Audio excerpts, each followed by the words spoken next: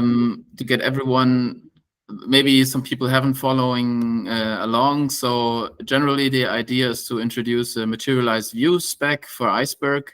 And we've decided in a voting lately that we want to realize this as a view that uses an underlying storage table to store the pre-computed data. And so we will reuse the existing view and table that are already in the Iceberg spec. And so that there are some parts that we need to realize a materialized view. So one thing would be the query definition that's already in a normal view. But then additionally, we would need some kind of storage table pointer that's some reference from the view object that references where the which storage table is being used. And then what we also additionally need in the table is kind of some lineage information or freshness information of the table to know if the data in a storage table is still up to date, depending on the other table that it references.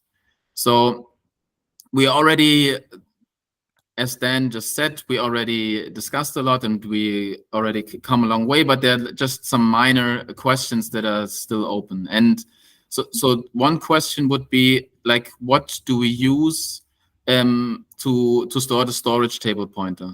And one solution would be to reuse view properties to store the identifier of the storage table. Or another option would be to introduce a new field into the view metadata that stores the storage table pointer. I myself don't have a strong opinion on that. I'm not sure. Did we have like a pro and con of this in this document, or? No, we didn't discuss this before. But I think there was a thread on the dev list where we went through a little bit back and forth on like, hey, should we use properties or should we not? I think there were kind of two camps. One is using properties is fast. However, it creates kind of a secondary spec where you're using like these arbitrary fields. I think that there are also concerns that I raised around like properties don't have the same lineage and life cycle as what you may need to reference storage tables, especially if they change over time. So you wouldn't necessarily be able to go to a prior version of a view and be able to recover, hey, what was it actually pointing to? So I think that there are some real issues with using properties, and adding an additional field to kind of solidify that materialized views are actually part of the view definition just as an optional field, I think makes a lot of sense. So I don't think that there's actually a lot of drawback for adding a field in the view metadata, but that was kind of my opinion on it. Yeah. I think also we don't need to update the versioning, right? Like if it's just an optional field, you can just do it in line.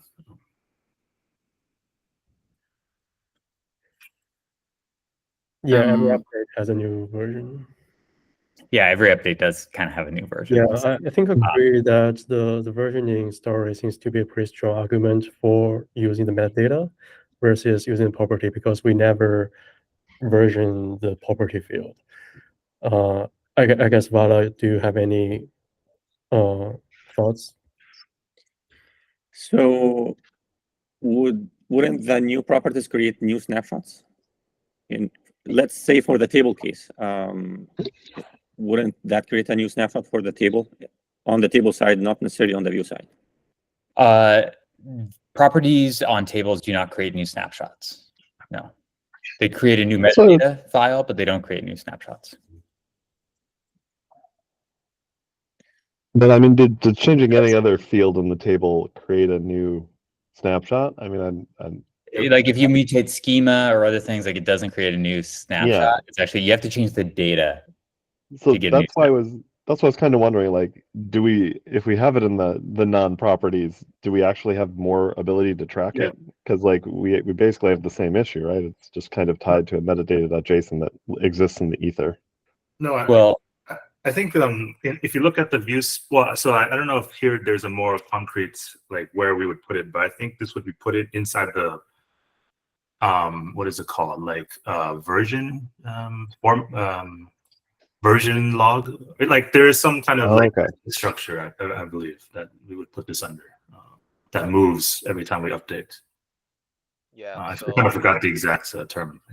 yeah, the version Yeah. is Yeah, the the rough representation. equivalent of a Yeah, no snapshot. version. Yeah. Yeah.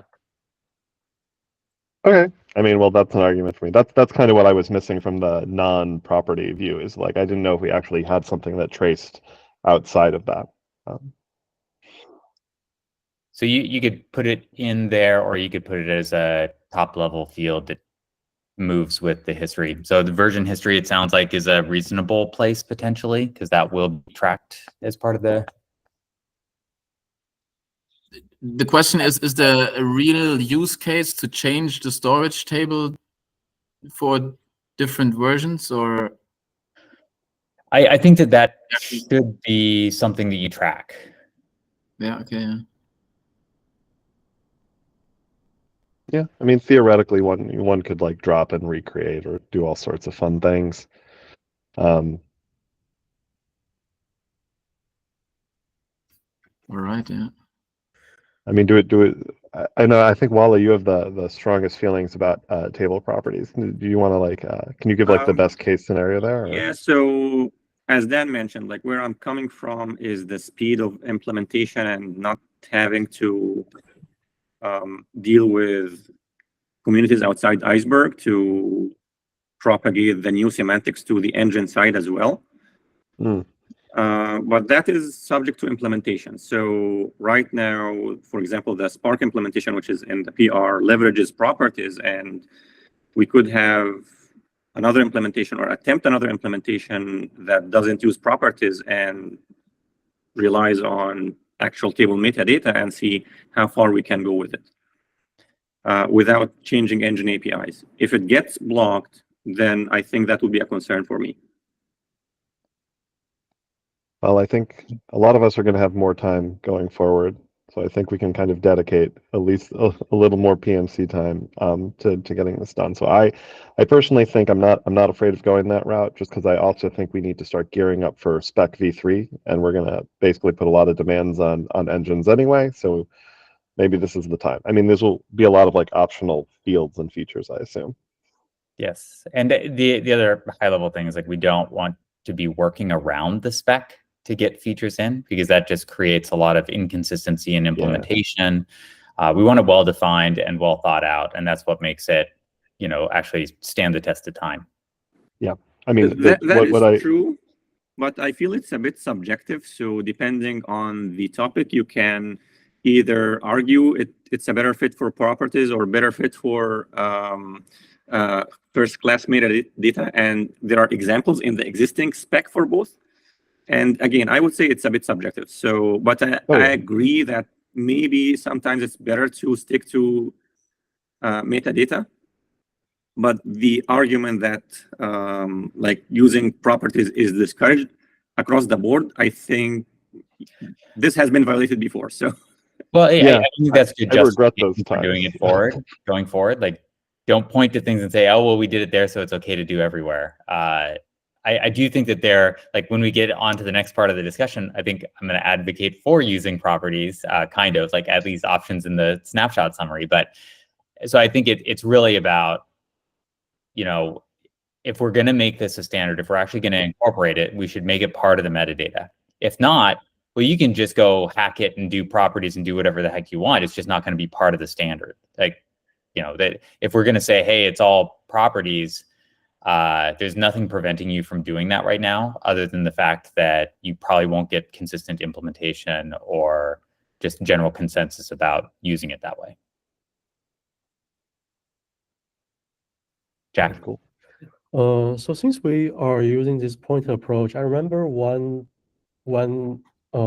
design that Ryan was proposing is to have the possibility to have multiple storage tables for MV. And in that case, do we want to have that in the first go, or that's like something in the future looking? Can I just vote no right now on that? Big discussion. Yeah, +1.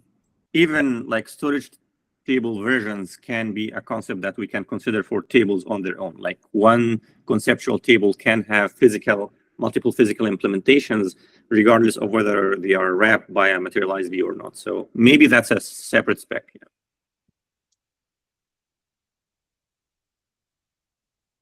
Alex, maybe? Sure. The only quick point I wanted to make on properties versus sort of explicit metadata is that it's easy for engines to ignore properties that they don't know about, right? So if we have these materialized views where they're effectively just the same view definition as normal, but with one extra property, you might have a sort of turnover period where some engines don't know about this property. They don't know that they need to look. And so they're just going to read them as normal views. If that's what you want, and like if that's the correct semantics, then maybe that's a good thing. But if you want them to sort of know that they're different and they have different semantics, and it's important that these don't get read as views, putting it in sort of an explicit location instead of just putting it into a bucket of properties might make more sense.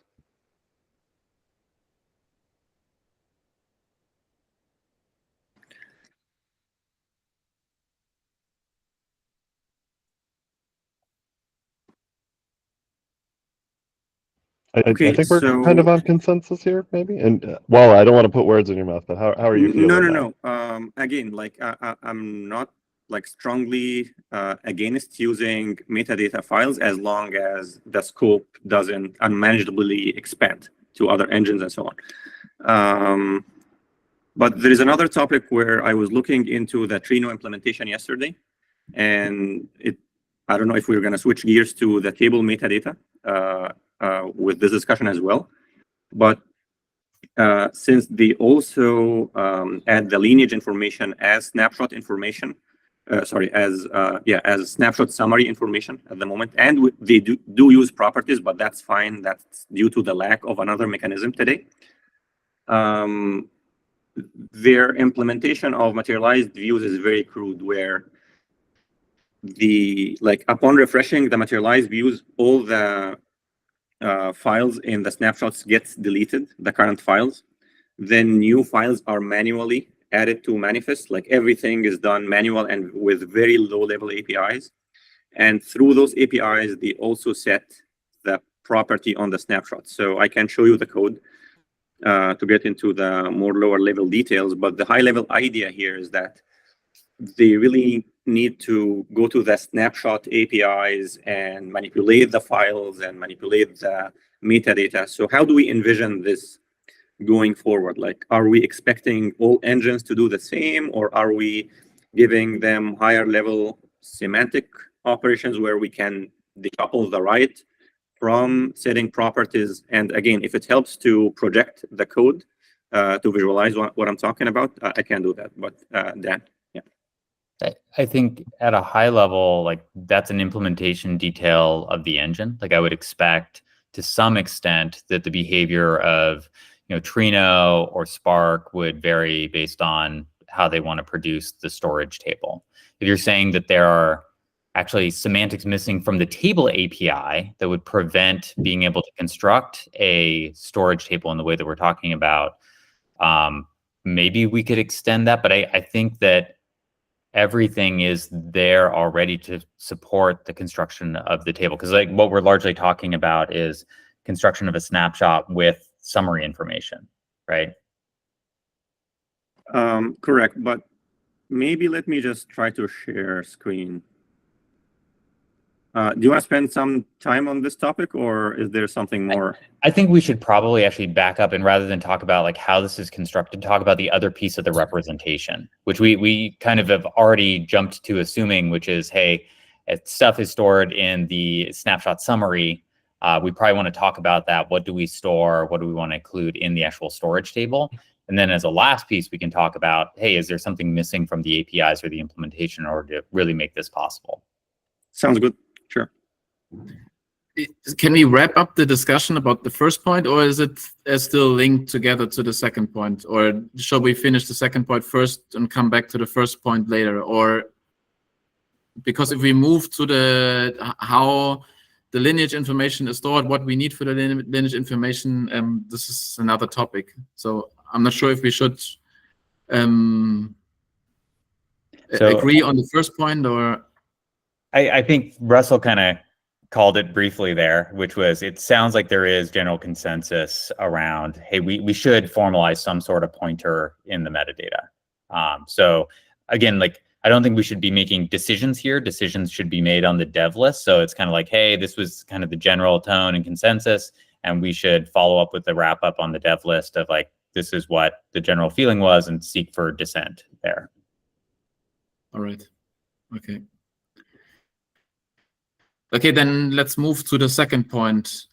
But this is also like contains two parts. Like, one question is, which information do we actually need to store in the lineage information? And the second question is like, where do we store this information, as a snapshot summary, or as also again an additional field to a snapshot or something like this? And so I think there are like a couple of candidates. So we already discussed this in the document also, and kind of defined some new fields. So if we look here at a source table record, this kind of contains, or this was the idea of us, what kind of information is required for each source table in the lineage. So we could discuss here what kind of fields we require. There were also some comments in the Slack chat that we also might require view versions in here somehow. So I would start with this discussion here.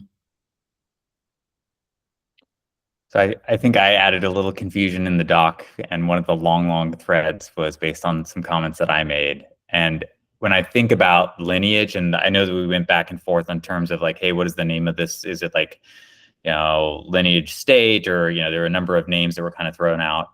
I think of it as there are actually two separate things. There's the lineage information, like which tables and references, views were actually present in the view definition. And then the state of that is a separate thing. Like, what was the state of the table as of a refresh time? And the thing that I was pointing out is that the lineage information really is tied to the view definition. Like, it's a representation of what is actually in the actual SQL of the view definition. And the state is something that is more tied to the actual snapshot table or the storage table, and, you know, serialized into the snapshot information. And the reason for that being, you know, if you want to do something like drop the storage table, or maybe change the representation of the storage table, you can't have part of the view definition in the actual storage table itself. Now, you can't, like, people made the argument, you can go back to the original SQL to reconstruct that lineage information, but that causes some problems if, like, that storage table is dropped, you're splitting the actual information across like view and storage table at that point. Paula?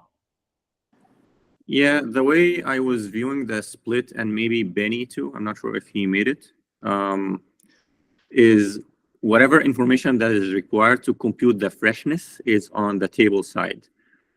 And the table freshness or the table would no longer be fresh if the view version changes, right? So that's why like view information is stored on the table side.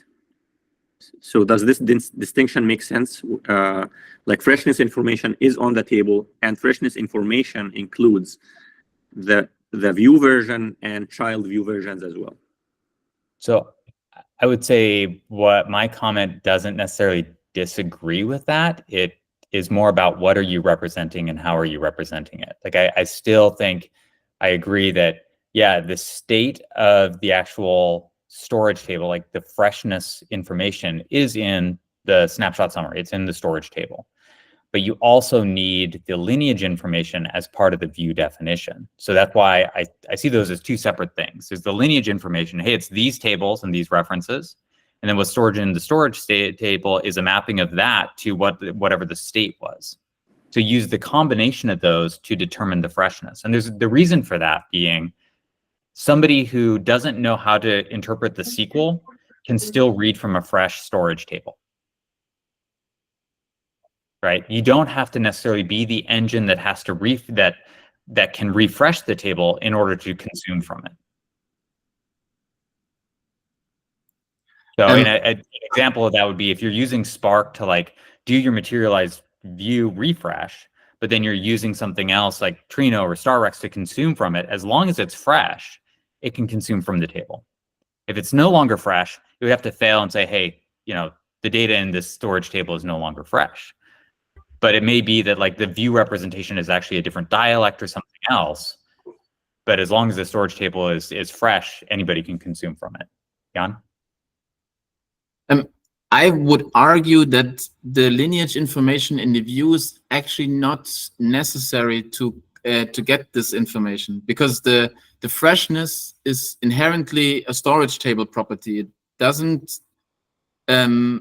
Okay, with the view, as long as the view version is the same, the freshness is a storage table property, because so any engine that checks the lineage state, how we just defined it on the storage table, has enough information to go to those tables, see if they changed, and if they haven't changed in the meantime, they can they know that the storage table is fresh and they can consume the data from it. So I don't think lineage on the view is, because it's implicitly also in the SQL, but it's not necessarily required to compute the freshness. I think again we're conflating lineage and state, where I see those as two separate things. Lineage is what is referenced, and state is at what point was it refreshed. If you drop that table, you lose all that information, and then nobody could consume from it. Nobody could try and calculate freshness. If you drop it, then it cannot really, like, that there's nothing to compute the freshness of, right? Or that's true, but you also then have to have something that can go back to the original SQL in order to produce it. So I don't think that I'm disagreeing with what you're saying. Like everything you're saying is true in terms of like how do you compute freshness. I just feel that if we're getting lineage information, if we're trying to store that in some way, we can store that in the materialized view at the time that it was actually parsed by the engine that produced, or that created the materialized view. And then we have a clear understanding of what is going to be resolved in order to determine freshness.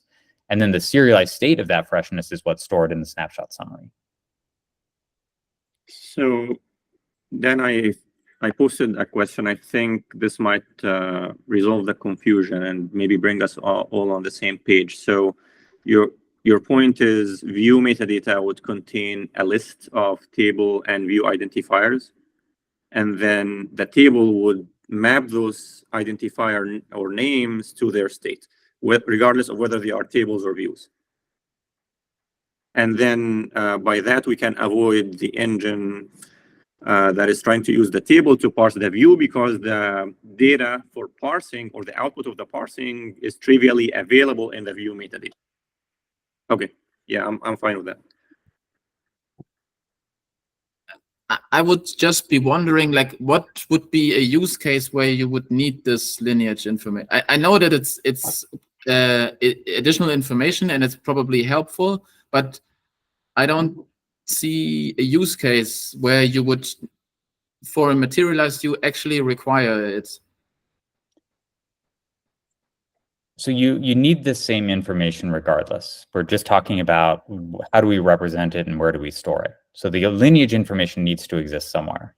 I'm saying I think it should be tied with materialized view and represented there. And there are a number of use cases where that can be helpful. I called out a couple on I don't know if it was in the doc or on the dev list, but if you want the catalog to be able to calculate the freshness and return it as part of just like the view definition, then you never have to go hit the storage table.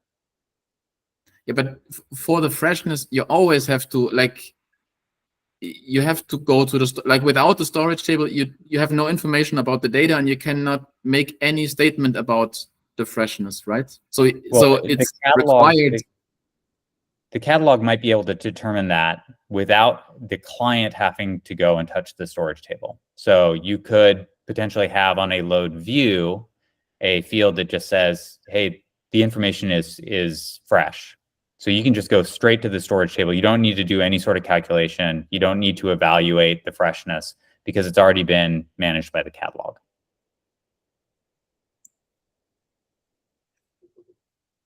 Okay. Zihan. Sorry, we got a whole list of people. I'll stop. Let's see. It's Walla first. Okay, yeah, Walla first. Sorry, Zihan. It's Walla's first. Sure, no worries. You're muted, Walla.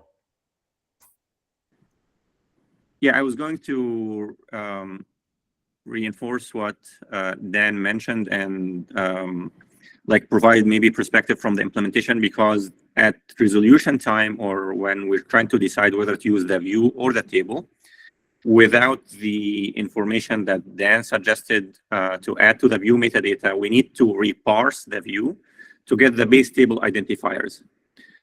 And as long as you can parse it with the same dialect that the view is written in, then you can get that information. But from another engine that doesn't understand this dialect, they wouldn't be able to parse and get the metadata.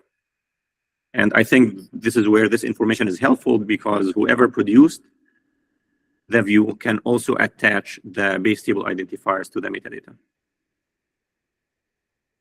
And then correct me if this understanding is not accurate. No, that sounds correct. Alex?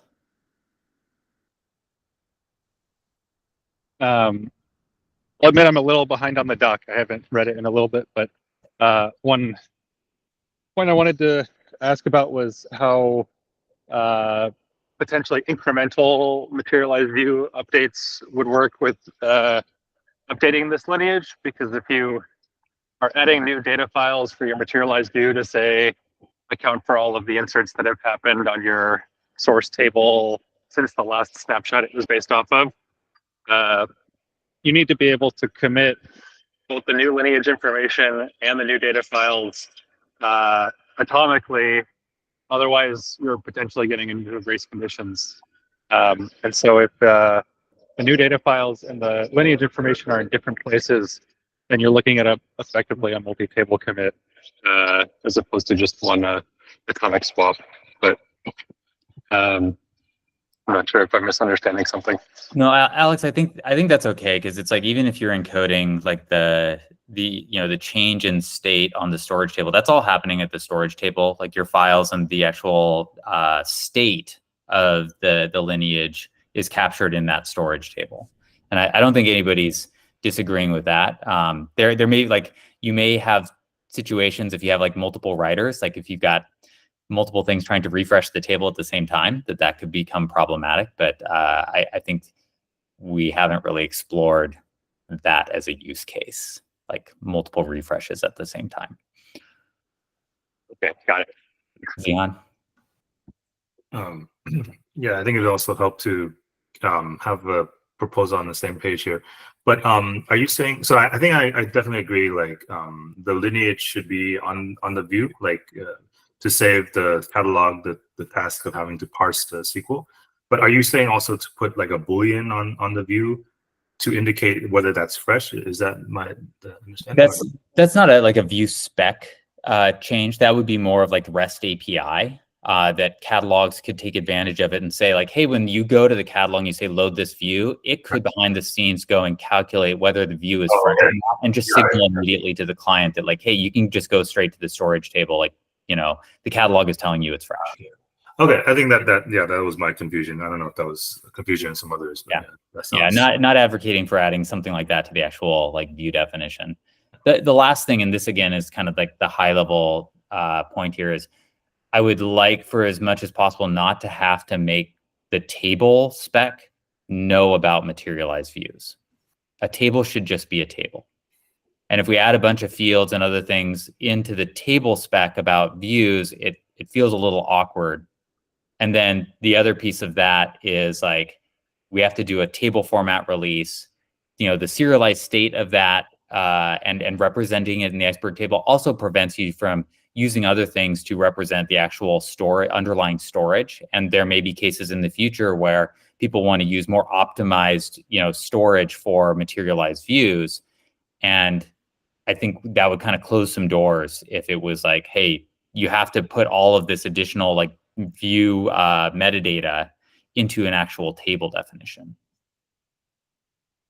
So you're advocating, so I understand you're advocating for snapshot properties, is it? Or snapshot summary keys and key and value? Yeah, it's some representation like the serialized version of the lineage and state gets put into the snapshot summary as properties. But are we specking out the serialized version? I guess we would have to put that in the spec somewhere. So that's a good question. And we have to do that regardless, whether it's, just properties or it's like some combination of well-structured metadata and properties. We do need to spec out, hey, what does that state look like? So I agree with you entirely. Like there has to be something there to define what that looks like. Yeah, I think that makes sense. Like we could put that in the view spec and then the table could just have a reference to that. I mean, that's fine with me. So how would we serialize this? This is kind of the second question. Shall we store the lineage information as kind of nested objects, or should we store them as like multiple entries in the summary? Paula? Yeah, I would say multiple entries just to the fact for the reason of like readability and avoiding errors during parsing them. I see Trino today stores them in one property that's comma separated, but this can quickly get out of hand. So when using properties, using simpler representations is always best. And this means using multiple properties for simple data storage. But yeah, happy to hear what others think as well. I think this goes back to the like property versus metadata. I think if we think about like evolving it later, we might want to capture it in a more well-structured way, right? So we could, like if we decide later to add a different field or something, like it's more easily understood that this is like version 1, version 2 of this kind of struct, right? If we tie it to the view definition, the view spec, for example, we could like inherit that versioning scheme perhaps.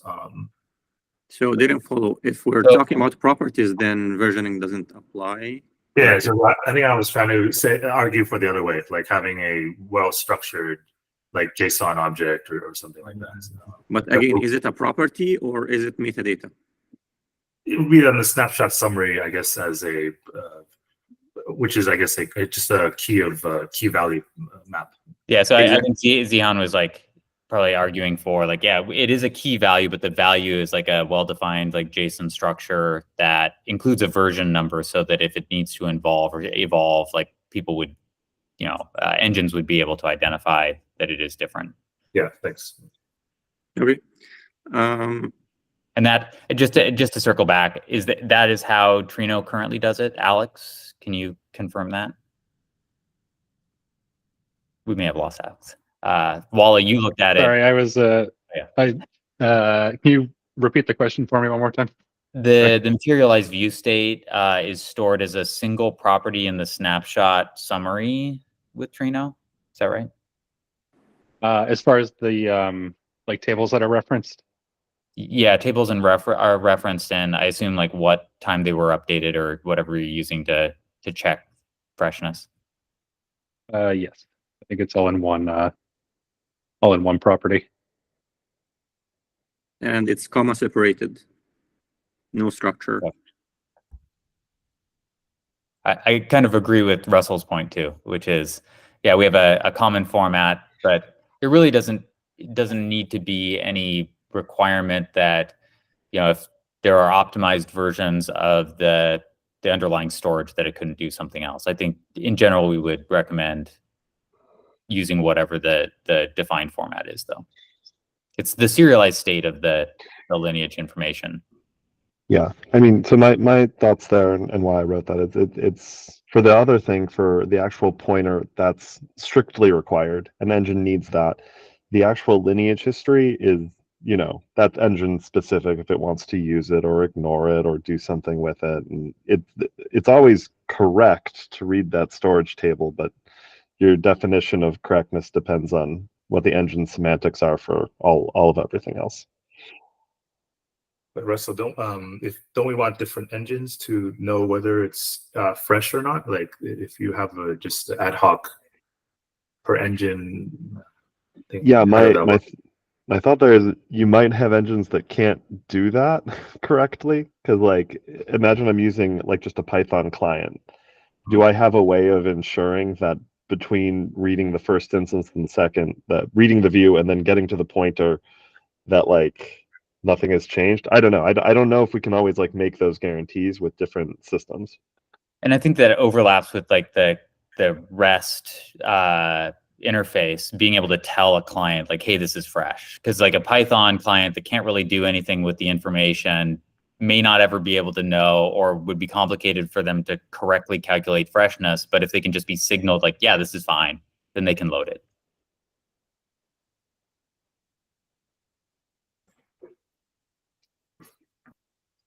But wouldn't it be valuable to define like a standard format? I mean, of course, every engine could do what they would do, but I think it would still be valuable to define it, and then in the best case, everyone's using that. So yes, that's exactly what I propose is we define this is what we think it should be, but we're not restricting clients to have to like acknowledge that or utilize that information anyway. Second that. So are we saying, I mean, in the common case, I guess, is it just a comma separated list of like table and then snapshots? Is that pretty much? No, I would actually argue that like you want to capture the lineage information in the view metadata and possibly have identifiers that then you use to map to the actual state. I see. And part of it is you need to be careful about the table names and how we serialize that into JSON and special characters and all the fun of that kind of stuff. So, voila. Yeah, regarding identifiers, are we considering the Iceberg UUID or just like fabricated IDs for the purpose of lineage? I don't know. Okay. That's a good question. Like, what IDs do you use? There could be an argument to not use the Iceberg IDs, because then it's like if somebody renames a table but has the same ID, the view definition no longer matches what the lineage information is. But if you're doing lookups based on ID or something like that, you could get into a place where you're not actually representing what's in the view anymore. Okay, I think this is easy to decide once we list the pros and cons. Yeah. So let's have maybe this as a follow-up discussion. The UUID is also a bit wasteful, right? Like, we probably don't have that much in the lineage. I don't know enough about how views work in relational systems. When you rename a base table that you've created a view off of, what happens? Depends on the engine. Well, Some track it and block it. Other ones will fail on read. Yeah, I think for most, they wouldn't be able to resolve the view because the base table no longer exists. Okay. I think if you do it in Postgres, like Postgres knows that it was referenced by the view and it'll actually fail. But if you do like Hive, I don't think Hive's that smart. No, Hive, from everything I know about Hive, it would just be like that table doesn't exist. Right. But yeah, we can talk about that more later. I do wonder if the default behavior should just track the move. I mean, we do the same thing with column renames. Why should we not do it with table renames? I don't know. Well, because then your view definition is referencing a table that may not exist but can still be read. Yeah, I guess. I mean, I don't know. You would want this to be consistent with what engines would do without views on top of the tables. So, yeah. So we have to observe what engines do when you rename a table and then run a query that references the original name. I think you want to replicate that with views. Okay, that's fair. That's fair enough. Yeah. Dan? Hi. I guess I don't know anyone, so I'm trying Hey, to. Dan. I'm working Snowflake. I lead the dynamic tables project there, so obviously an interesting topic. I just wanted to throw out a little some additional data about how we do use and dynamic tables. I think the drop base table case is interesting, but it gets really challenged if you think about swapping or like introducing a new table with the same name. The way it works in Snowflake is view names are resolved at query time. So if you drop a table and then query the view, it'll get an error. But then if you recreate the table or something like that, it will work.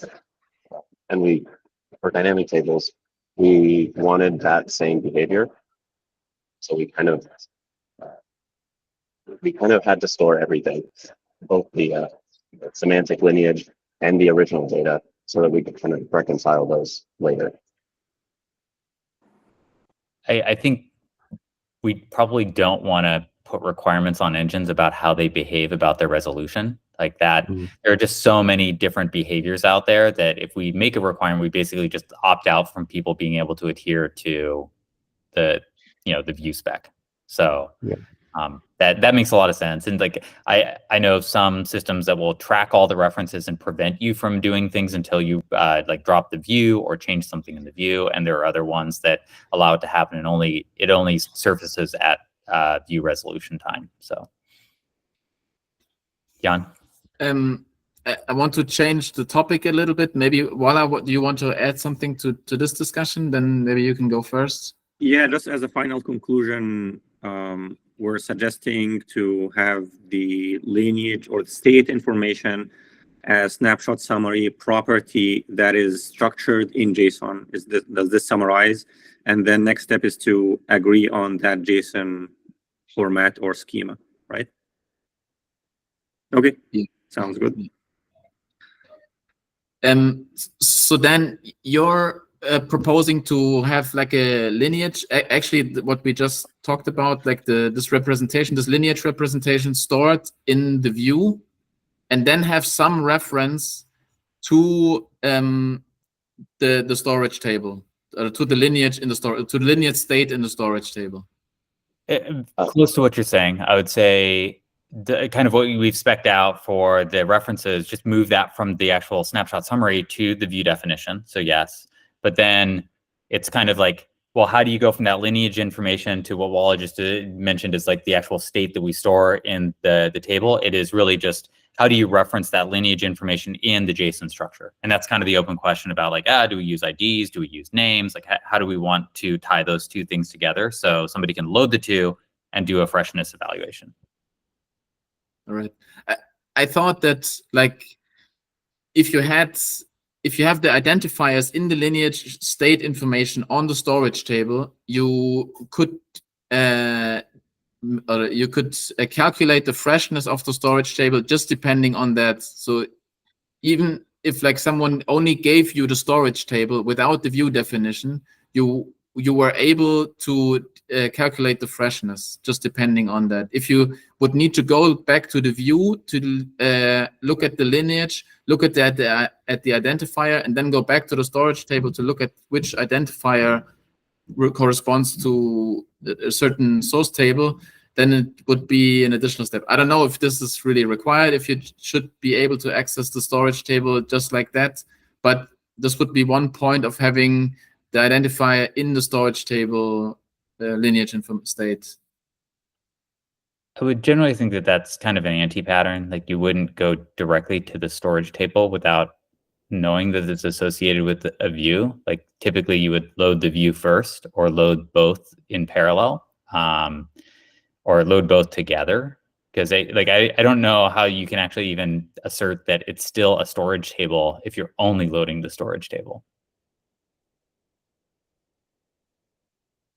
Well, because it contains certain metadata, then you know, okay, it's a storage. Like if it contains a lineage state, you kind of know it's a storage table. But you don't know it's whose storage table it is, because that view that it might have been created for may no longer exist or may point to a different storage table. That's true, yes. Yeah, but that's a goofy trick. Are we also identifying storage tables that are like with a separate identifier, just so like catalogs have the choice to exclude them? I think in the original discussion we had that. Or is it just based on the fact that they have like this lineage state? I mean, from this discussion, I feel like Catalog we put it. implementation. No, I think you guys spoke at the same time. I Yeah. didn't Go ahead, hear Russell. I think you said the same thing I did. So. Oh, I was going to say, like, I think that's one where we say this is the recommended table property that you should use for catalogs to know whether or not what they want to do with it. And then it's up to the engine to decide, catalog and engine to decide, is this, do I want to expose these directly for some reason so Right. users can do maintenance or whatever, or do I want to keep them hidden? Yeah. Sounds good. I feel like if you kind of split up the lineage between view and table, that you're introducing a couple of dependencies that are not like if you just store the lineage in the storage table, I think it's a bit cleaner and more separated, and you don't have so many dependent parts. But that's just my opinion. So my response to that would be, I think it really depends on the type of identifier that you're using to track the base information. So in the case of UUID, for example, if you want to track the lineage through UUID, then you need to parse the view definition to map the base table references to their UUID. Then join those with whatever that's on the storage table. So I can point you to an example in the like POC PR where we do have to parse the view definition to identify whether the storage table is fresh or not. And that was motivated by the fact that we are using UUIDs. In case we converge on something else like base table identifiers, maybe we can get away without doing it, but again, it might depend on the nature of the ID that we're tracking and whether we would need to reparse the view or not. If we end up in a situation where we need to reparse the view, then I think the idea of having the lineage information separately stored in the view definition makes sense. I think as we proposed in the document, if we store both the UUID and the identifier in the lineage record, then we don't have to parse the SQL because we have the identifier. We can go to the catalog, get the current state, and check if the snapshot is still current, and thereby know if it's still fresh. So, and we could still verify if the UUID of the table of this identifier is still the same. So we kind of would have both informations there. So I agree with Dan on the concern here where like the identifier doesn't really fit in the storage table. And it kind of sounds that we're denormalizing this information. So a normalized way to store that is actually to shift the identifier to the view definition. So maybe that was the missing point on the discussion on the doc. And yeah, I kind of support not tracking both UUID and identifier in the storage table side and normalizing this information, maybe by moving identifier out of this. And then in this case, we would end up with what Dan is actually suggesting. So again, we can take it offline, but I think the contention point here is whether identifier fits in the storage table or not. In my opinion, it doesn't. So. But how is it different if you store it in the view or in the storage table? I mean, you have the same because identifier is referenced in the view text, so it kind of belongs there, right? So there is kind of mutual relationship between that identifier and the view text, so they belong to the same concept. If we shift it to the storage table, we kind of moved concepts around to where they don't belong. Okay.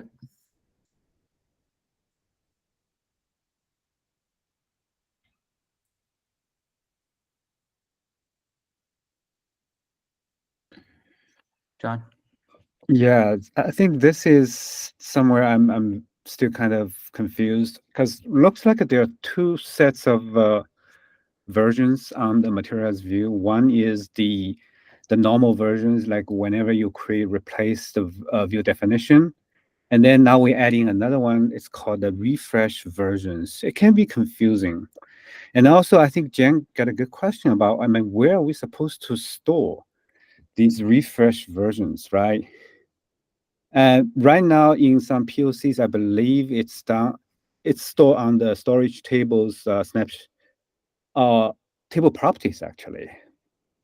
Probably a better place is the snapshot summary of that storage table, or somewhere just to keep track of these refresh, because refresh is independent of create or replace, right? I'm still kind of trying to digging through all these.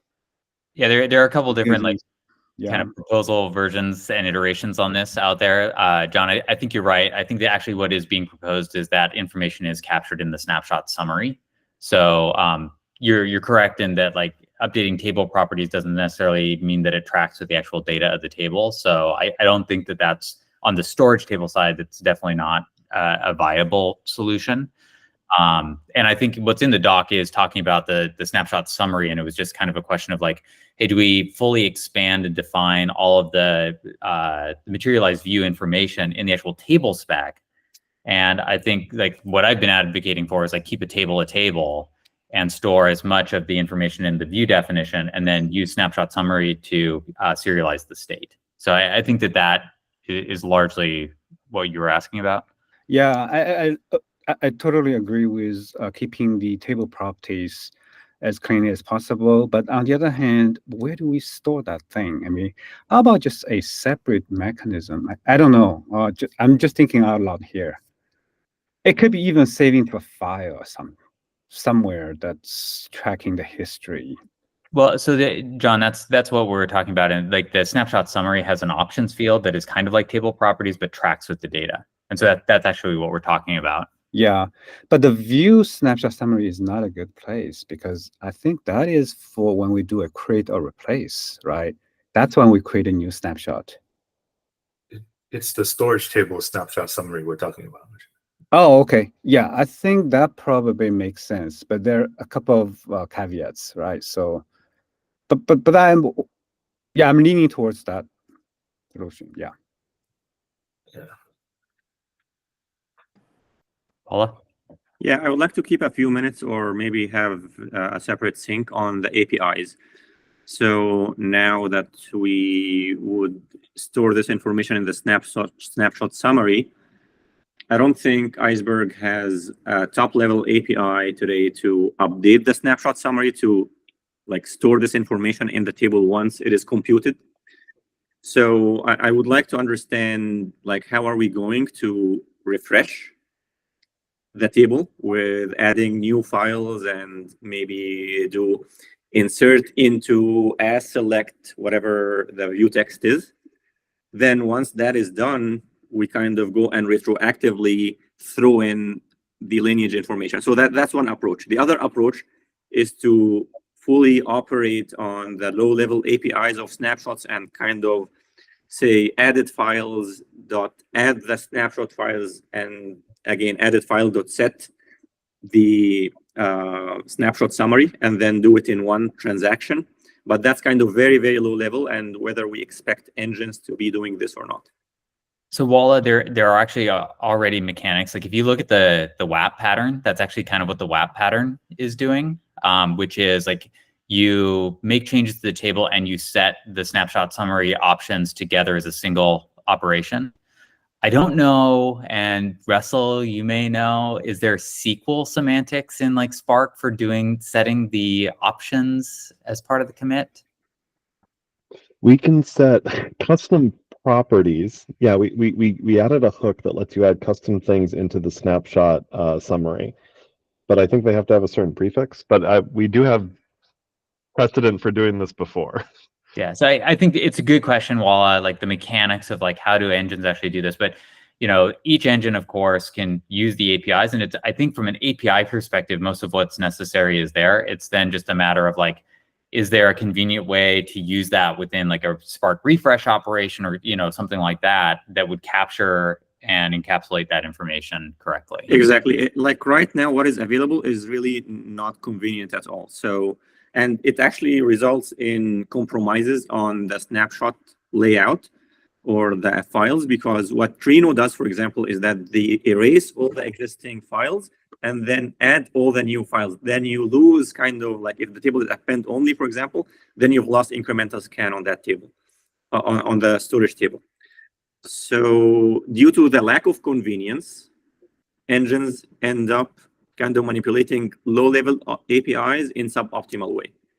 So I think this is an open question maybe that we need to figure out, like, are there, like, best solution is to have SQL hooks where we can say insert into storage table, select star from view definition with snapshot properties, and then throw in the lineage information in one atomic transaction in one SQL statement. But if not, then we would have to either like start making like maybe smaller APIs, or break this down into multiple APIs with varying degrees of convenience. Okay, I think we're running up against time, so that may Yeah. be a good like secondary discussion. Jan, you want to take us out?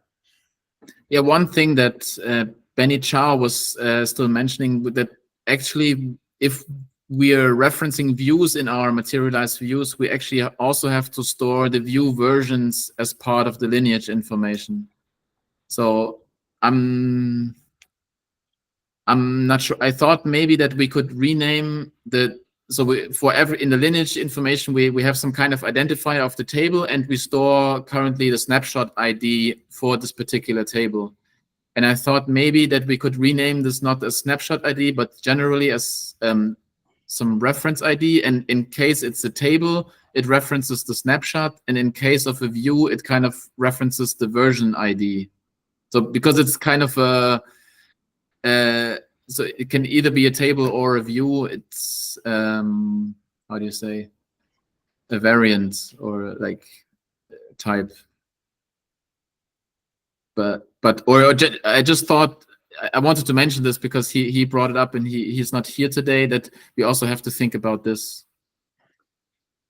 Maybe that's too long now if people have to leave, but I think we do have to leave, but I would agree with that. Like, whether I wouldn't say like one field that represents multiple things, we would probably just call it out a separate field. So, you know, snapshot ID becomes view ID. And then if we need other fields in that lineage, they're just optional. Like, hey, if it doesn't have a view ID, it's probably not a view.